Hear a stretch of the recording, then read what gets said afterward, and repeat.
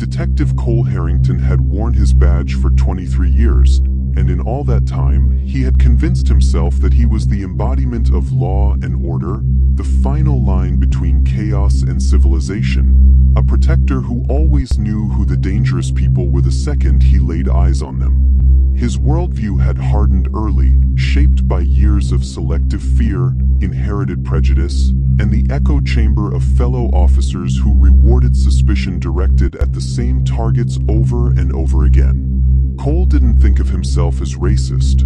Racists, in his mind, were cartoonish villains, people who yelled hateful words in the street. He would never see himself that way, but his actions told a different story.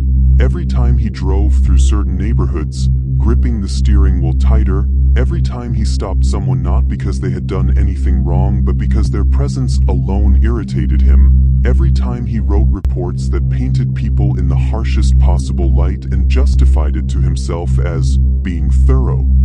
His co-workers tolerated him, some even encouraged him, others avoided him, but none confronted him. His record was full of commendations that glossed over the complaints lodged against him by outspoken residents. So the system reinforced what he already believed. He was right, he was justified, he was a good cop. His reputation reached its peak when the department assigned him to a high-profile task force meant to reduce violent crime. It was there that he met Officer Elena Morales, a sharp, principled cop 10 years younger than him who had joined the force hoping to repair the relationship between law enforcement and communities harmed by the very behaviors Cole embodied. She didn't like him from the start.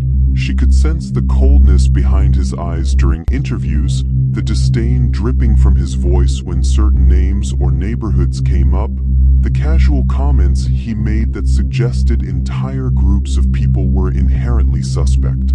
Cole brushed her off as naive, idealistic, and soft.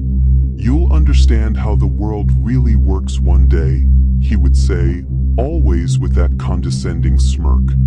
The story of Cole's downfall began on a humid summer night when they were patrolling East Brenton, a neighborhood rarely given the benefit of the doubt. Saw a young black man walking with a backpack, earbuds in, minding his business under the orange glow of streetlights. To Cole, that alone was enough. "Probable cause," he muttered, even though there was none. Elena frowned. "He's just walking home," she said.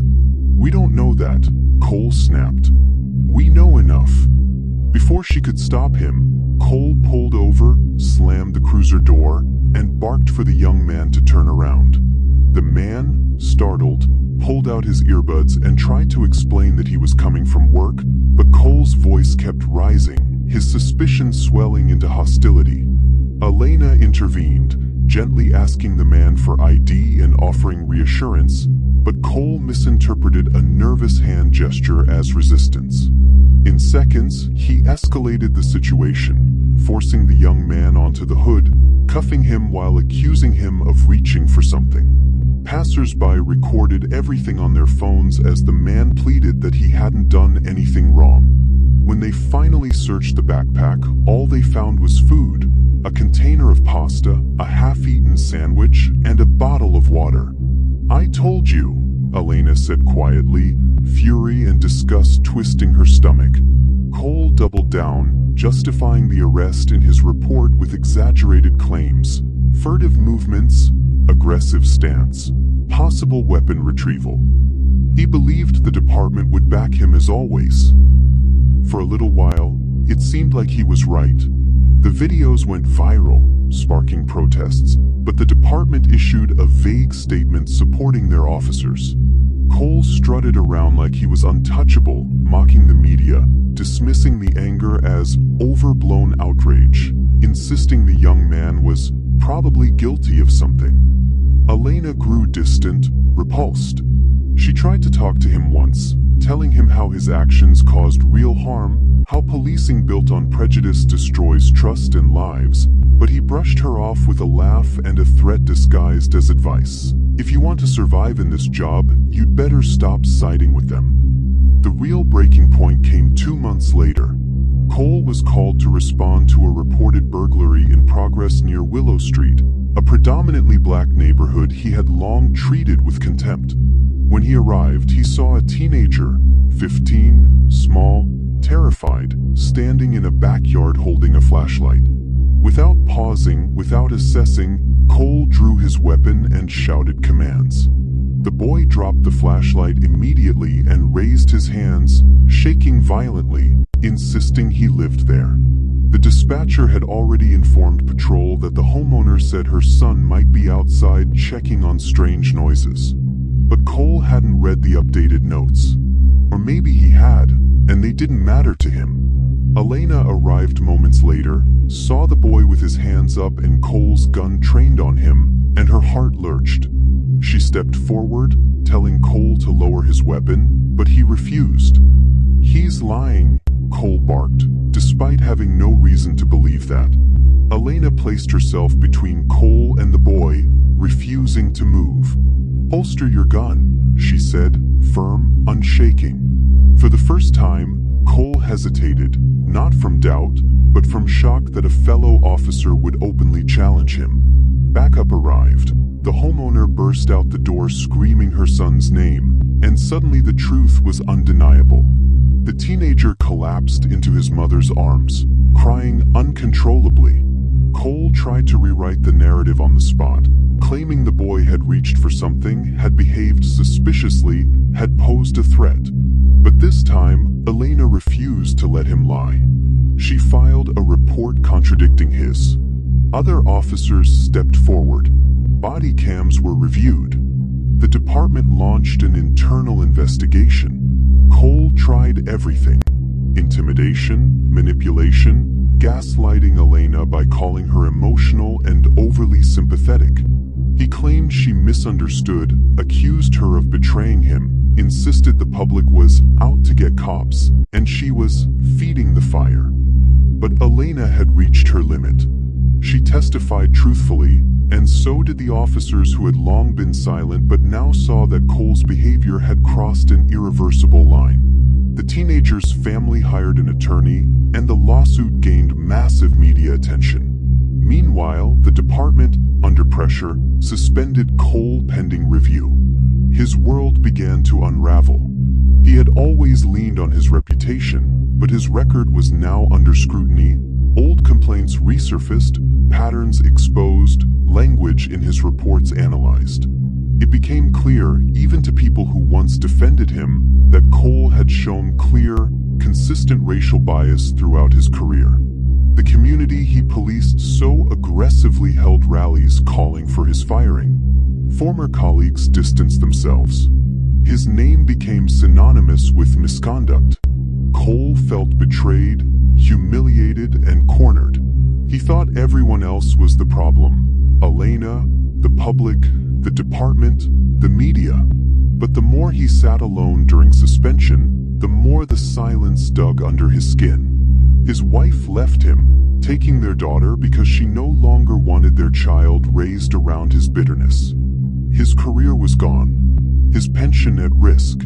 The lawsuits were piling up. One night, sitting alone in his dim living room, surrounded by unopened mail and empty bottles, Cole watched the viral videos again. Not the ones of him yelling, but the video of the teenager with his hands raised, shaking uncontrollably. He watched the boy's fear. His own voice, cold, aggressive, echoed through the speakers. He paused the frame on the teenager's face. Pure terror, pure helplessness. For the first time, Cole felt something crack inside him. Something he had suppressed for decades. Shame. Not mild regret, not frustration at being caught. Shame. Full, suffocating, unfiltered shame. He saw himself not as the hero cop he had always imagined, but as the threat, the danger, the villain in someone else's nightmare. He replayed years of memories, every unnecessary stop, every assumption, every time he justified suspicion based solely on someone's appearance, every time he dismissed complaints as overreactions, every time he mocked people who feared police encounters because of experiences with people just like him. He thought about the boy on Willow Street and the young man walking home, and all the others. The realization hit him like a blow. He had hurt people. Not in self-defense, not accidentally. He had hurt people because he had never bothered to question his own biases. Because he had believed a lie about the world and about himself. Because it was easier to blame others than to examine his own heart. He broke down in a way he hadn't since childhood, sobbing into his hands, overwhelmed by the weight of what he had done. He wanted to apologize to every person he had harmed, but he knew apologies wouldn't be enough. The next morning, Cole showed up at the department not to fight for his job, but to relinquish it. He confessed to internal affairs, signed statements acknowledging misconduct, and accepted responsibility. He wrote letters to the families he had wronged, not to ask for forgiveness, but to acknowledge the harm and the truth. After his resignation, he spent months volunteering in community programs that helped at-risk youth, working anonymously so no one would feel uncomfortable knowing who he once was. Some recognized him anyway. Some refused to speak to him. Some yelled. One threw a cup of juice in his face. Cole never fought back, never walked away, never blamed them. He accepted every reaction as part of the debt he owed. The hardest moment came when he ran into the teenager from Willow Street at a community center. The boy froze. Cole felt something inside him twist painfully. He stepped back, keeping his distance. "You don't have to say anything," Cole said quietly. "But I'm sorry. I was wrong. I was dangerous. And I can't take back what I did, but I can spend the rest of my life trying to make sure no one else goes through what you did because of someone like me." The boy didn't respond. He walked away. Cole didn't blame him. But 3 weeks later, the boy returned to the center while Cole was painting walls. He approached him silently. "Are you still trying to change?" the boy asked. Cole nodded. "Yeah," he said. "Every day." The boy said nothing more. Just placed a water bottle beside Cole and walked away. It wasn't forgiveness. It wasn't absolution. It was a sliver of humanity, and it was enough to push Cole forward. He continued volunteering, speaking at academy trainings about implicit bias, about the dangers of unchecked authority, and about the real consequences of assuming guilt based on skin color alone. He told new recruits the truth he never had the courage to confront. The badge doesn't make you right. The gun doesn't make you powerful. And fear doesn't justify prejudice. If you don't confront your own bias, you'll destroy lives. I know because I did. Cole Harrington grew old in quiet service, stripped of accolades and recognition, spending every day trying to repair a small piece of the damage he caused. He would never reclaim his old life, and he didn't want to. He didn't deserve redemption, he told himself, but he could work toward becoming a man who no longer caused harm. And in that long, painful transformation, he finally understood the truth he had avoided for decades. The enemy he had been fighting was never the communities he patrolled. It was the fear in his own heart. And facing that enemy, at last, was the bravest thing he ever did.